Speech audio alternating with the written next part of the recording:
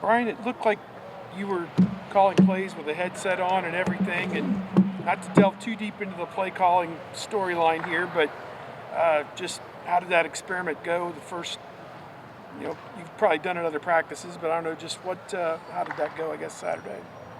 Saturday was great. I mean, I think that any chance we can kind of put the players in an unscripted situation and get as game-like as you can, it's always a positive. Probably get more real reactions as players, both offensively and defensively. So Coach Jay's been mixing that in from the jump, and those are, I think, our most precious periods, just from a authenticity of play standpoint, operationally as well. Just getting plays in, getting them executed, comprehending them, and then working to execute. So we've been doing that. It's been good. Brian, how much of Saturday was scripted, and how much was what you're talking about? It's an opportunity, I don't know, get creative or however you want to put it. Scrimmage days are a mix, and they can change at any point. Brian, what's Cornell doing right now that impressed Playing you guys receiver. enough What's that? What's he doing right now that's impressed you guys enough? So he can he's being, I would say he's being well detailed. I would say that he's doing a pretty good job taking meetings to the field. We talk about techniques. We talk about the details of every play. And he's pretty consistent on hitting those. Probably the best thing he's done is just the ability to make a mistake, correct it, and then move on from it. He very rarely has repeated mistakes, and that's usually a pretty good sign of a good player, a guy that's about his business, and that's really what you're hoping for. Ryan didn't have a headset on Saturday, so almost you got full control of what was going on out there. Can you just walk us through when you guys were maybe going to scrimmage mode, when you guys had those headsets on, what the process is like when you're calling plays out there when you're the guy in charge in those situations? I mean, we have a headset on and I'm calling the plays, and I try to decide what's a good play call on each situation, and go from there. Do you like it? Yeah, it's okay. I mean, I enjoy it. I think that it's different probably in a world where we're not scheming anybody right now. I mean, we're kind of trying to put ourselves in good play calls, bad play calls, versus our defense, but not necessarily scheming, I would say. So it's a combination. It's fun. I mean, it's fun. It's just getting a feel for what's in for them right now, and then what do we have that probably is a decent call against that, and vice versa. It's really an opportunity for guys to operate, like we're alluding to, get things in, get them executed, substitute, and then let guys compete. And when we go live, that's some of the best work. Which in practice it's tough when it's stud, because we figure every single time a person's at the point of attack, we think he makes the tackle every time. And on Saturday, we see that's rarely true. So, but it's fun. What was your highlight of Saturday's scrimmage? I'm not, I'm just wondering, was there a play or two where, wow, that went exactly? I mean, you understand what I'm saying? My highlight was when we won at the end of the scrimmage. That was the highlight. Yeah. Yep. Brian, how would you evaluate that double move that Jayden put on there late? I think it's a great. Yeah, I think it's a good situation where we provide guys an opportunity to make a play. We got the right look, and guys execute the play at a high level. I mean, and that's not a bad connotation. That's the reality of what we do. Coaches try to do their job, players got to do their job, and the ones that consistently make the consistent play are the better players. That's really how you judge, the level of a player is not if you can do it, but how often. And so that was a great example of guys seeing the look, executing at a high level, and then really, helping us start off with some good momentum. After the scrimmage, Ryan said this is it for Jayden. This is his time. Do you feel that sense of urgency from him? Have you seen that this spring? I mean, I wouldn't say it's his time. It's always his time. I think we were labeling people on when their time is. I don't understand that concept. So, I mean, as far as I'm concerned, he can be here for 6 years if he wants to. So he's halfway through his time. And yeah, he's doing a great job. I think he's in a position where he's playing faster. He's playing more consistent. I think that I'm really excited, like I have as a freshman and when he was a sophomore, that I'm excited for what's to come for Jayden. And when it comes, circumstantial, but at the end of the day, he's on a good path, and he knows that. What went into the decision to remove Carnell Tate's black stripe? I would say anytime a guy comes in and handles his business off the field, I think he has all straight A's right now. He's never missed a workout. He's always on time. He's doing his job on the field. I think the combination of all of that, it was well deserved. Has he done anything that surprised you yet? Like, I know you had high expectations, but has he met them? Has he surprised you? I wouldn't say he surprised me. I think that I really appreciate where he's at, off the field and on the field so early in his career. I wouldn't say I would expect it to happen so quickly, but I would have figured by end of summer it's starting to click a little bit, but he's done a great job since he stepped foot on campus. Brian, how deep, legitimately deep is this room right now that guys you feel confident can throw on the field and see some legitimate playing time? I would say that we are a good, 6-7 deep right now, and that's really good. I would say that I would say, in my opinion, the guys that, and again, they're showing trajectory. The 4, 5, 6 is much better than it was this time last year. So everyone's being pushed, everyone's growing, and having these extra reps with a couple guys out have been awesome. And they know that those are eventually going to go away. So as long as we're maximizing those, we'll be in a much better position come fall camp. Brian, how many 6 or 7 guys? They're mine. What's that? What are those 6 or 7 guys? It's a secret. Go back to Jayden. When you use the word consistent, more consistent, what does that mean from coach speak? What is Jayden doing that maybe wasn't doing this time a year ago or last fall and stuff? He's being more consistent. I know, but what does that mean? He's recognizing defenses better. He's running all of it. Working? Pick a spot. Yeah. He's running faster, more consistently. He's catching the ball. He's always caught the ball great. Yeah. No mental mistakes on offense. Blocking the right guys, lining up on the right alignments. I don't know. Pick the details of football. He's doing them more consistently. Brian, now you've had a few weeks of practice. How is that developed right now? Say it again. How are you integrating play calling, or did you call plays Saturday in the scrimmage? You saw I was away. How do you get into that with limited, or is that every day? What do you mean? I don't know what you're asking. Play calling. Yeah, what about it? What do you want? Are you calling the plays? Yeah, we did some today and we did some on Saturday. Okay. We do it every day. So, that's just part of the opportunity to get guys, honest operation, install, apply, no scripts. They don't know what's coming. They can't review the scripts before they go on the field. So it just gets more of an authentic play the more we can do that. Now that you've had a few weeks of this offense, coordinating the offense, running your position group, how do you devote your time at practices? Does that change at all? Yeah, that's a good question. I would say, yeah, you can feel the difference, I think a little bit. And it's not necessarily an allocation of time, but there's probably a little more in my head a little bit that's kind of going on. But again, it's awesome. It's definitely a little more uncomfortable than it would have been this time last year. But I would say that, anytime you're uncomfortable, you have a chance to grow, which is good. I'm just trying to figure out really, where, what I find most important. And then, again, I got to allocate my time properly, because obviously recruiting is, really, really important and connecting with people. And now I'm connecting with more guys, which is awesome, but also practice and also the receiver room. But, one thing I would say though, my passion is still the receiver room, so that's never going to change that way. That's my home, so that's good. But there's definitely a balance of time a little bit, but it's good. I enjoy it. It's amazing how much extra time you had, and you don't really realize it. It's kind of like, what did I do when I didn't have kids? Like how did I ever have a dirty house? I don't even so it's the same kind of mindset.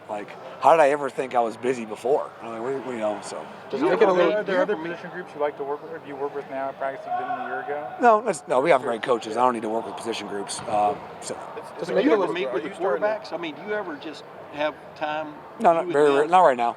No need right now. I mean, I But don't is see that that being an issue. Is that down the road? I mean, Couldn't tell you. Does that make it a little easier to allocate your time knowing that you've got some veteran leadership? Oh in my the room? God. For the receiver room? Yeah. Combination. I would say that, yes, the veteran leadership in the room is awesome.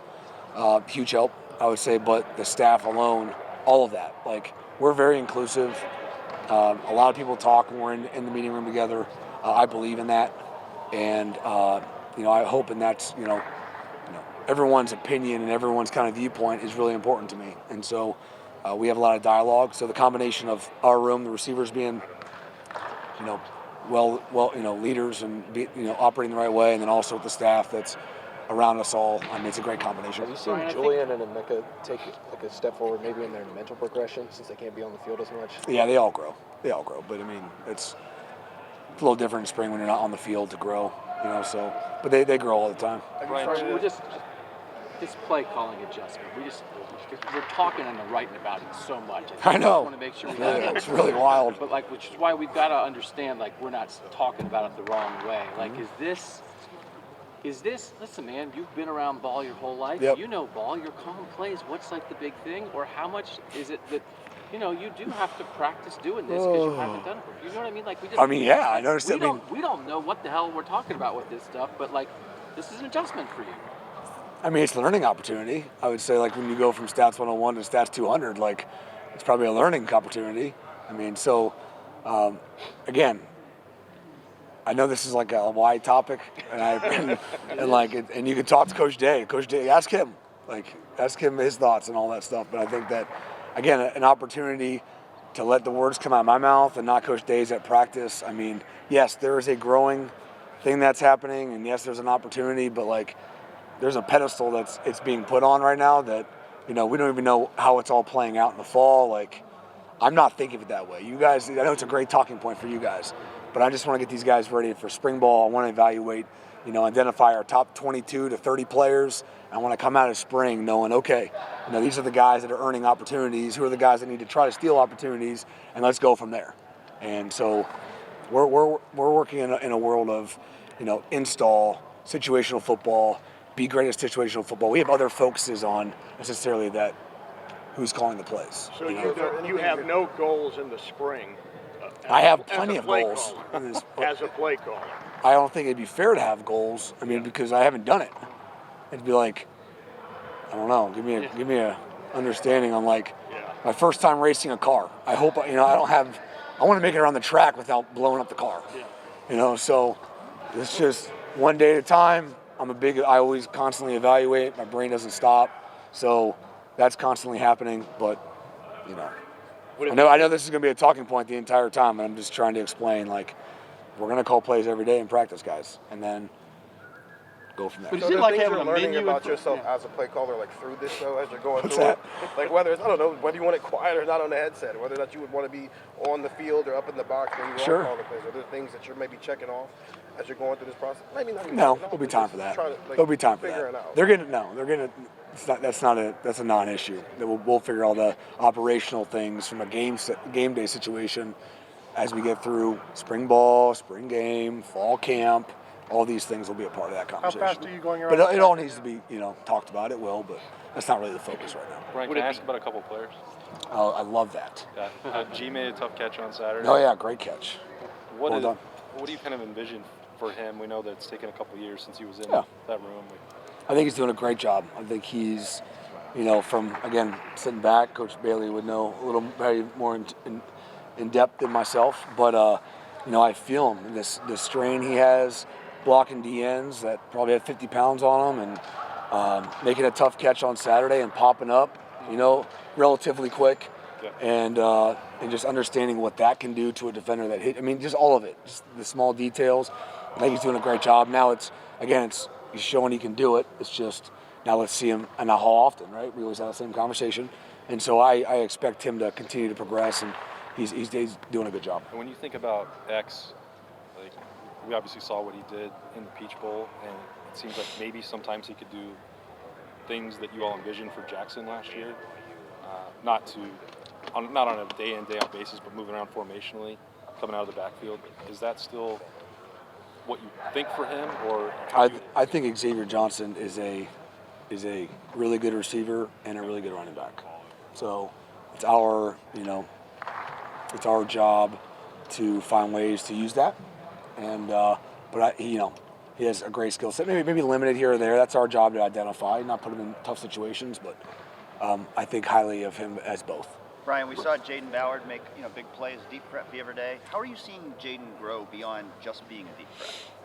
I think that's the growth that needs to happen. I mean, frankly, the deep threat needs to continue to be consistent. Like if that's all we talk about, then it's going to be really hard to play past college football because that's not the reality of after college. But his growth as a complete player is the key to all his goals. And if one of his goals is playing a lot at Ohio State or being a starter, you will not just play at Ohio State. I mean, you'll participate, that's fine, but you're not going to be one of those starters if you're not doing it all at a high level.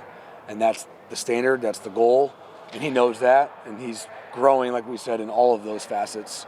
If you make a list of them, he's doing better in all of them. So you just got to continue that trajectory, and like I said, I mean, I'm really excited for everything to come to JB. It doesn't, it's not if, it's when. Do you feel like he's on the trajectory to where he can play a bigger role this season? I think so. I think that definitely better than where he was last year at this time, and that's all I can go off of. Is based on last spring, that calendar. All right, now how was the fall?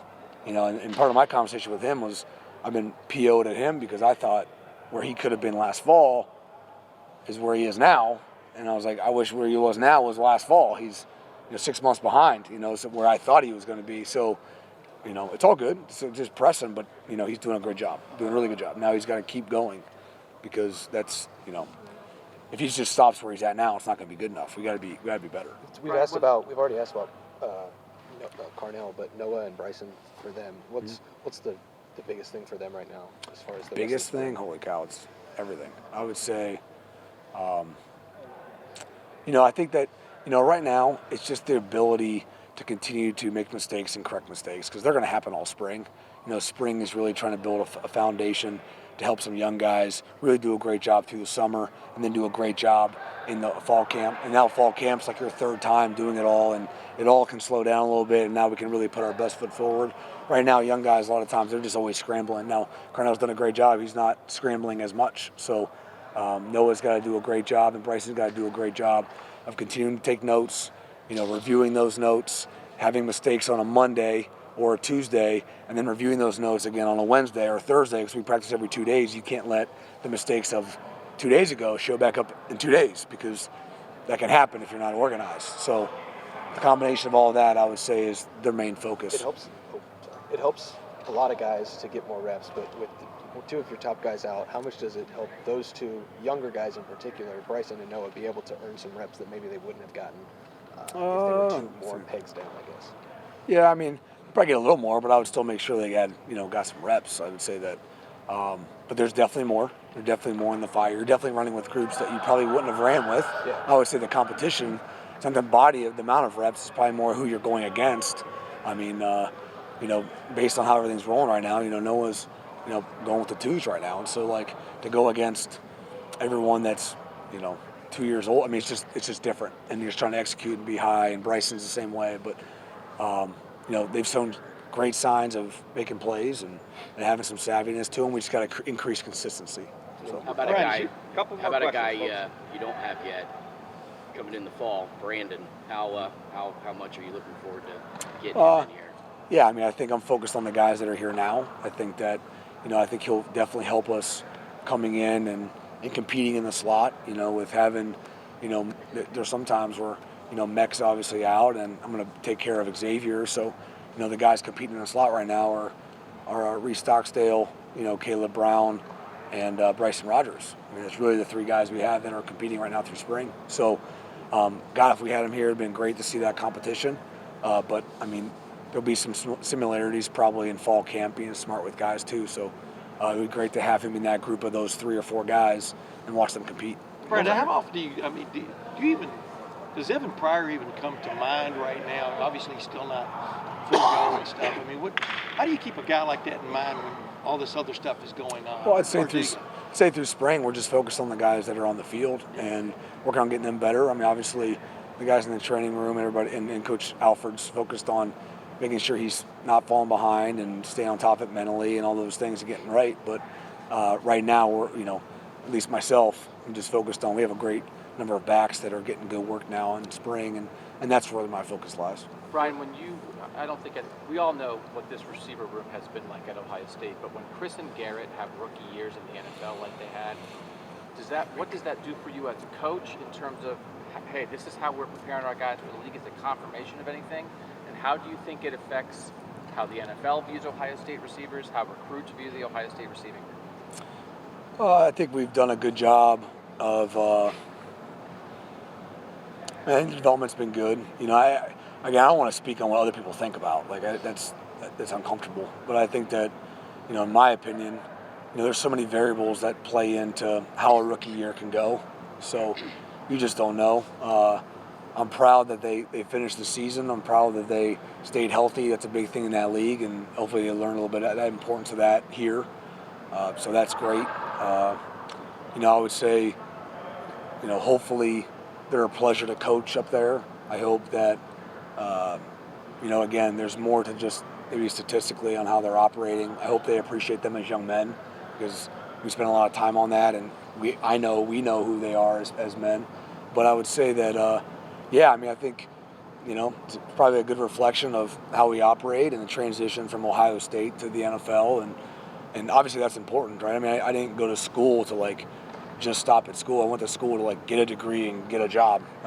So while we're going to school, it's really important, but we're playing football at a really high level because we're trying to reach a goal. And I think that not only are we reaching that goal, but doing a pretty good job of operating at that goal. I'm not just becoming a CEO, I'm a really good CEO. So that's always the goal. And I think that, it's good proof in the pudding, as you'd say, but again, it's not about if you can do it, it's about how often you can do it, and that's how we operate. So a couple guys are doing a great job. Looking forward to Jackson's opportunity, and then the plethora of others that are coming behind him. So it is part of it, right? But I don't want to speculate on what other people think. What is somebody with your receiver background, when you guys are evaluating quarterbacks, what do you add that maybe Brian or Corey don't see? Say that one more time, sorry. Just with your receiver background, coaching, when you guys are evaluating the quarterbacks, what do you maybe add or see that maybe guys with quarterback backgrounds overlook or what? Well, we've done a darn good job at quarterback, so I hope I'm on the same page as them. That's how I see it. So, it's not like anything needs to be fixed on the evaluation side of things. I would just, I like learning from perspective. I'd like one day, if I got to make the full call, I want to know what Coach Dennis and Coach Day see and Coach Fitch. I'm absorbing what they think. I'll give you my 2 cents on, what I see, but holy cow, those 3-4 guys, they know exactly what they're doing. So I'm just glad to be in the same room with them when they're talking quarterback play.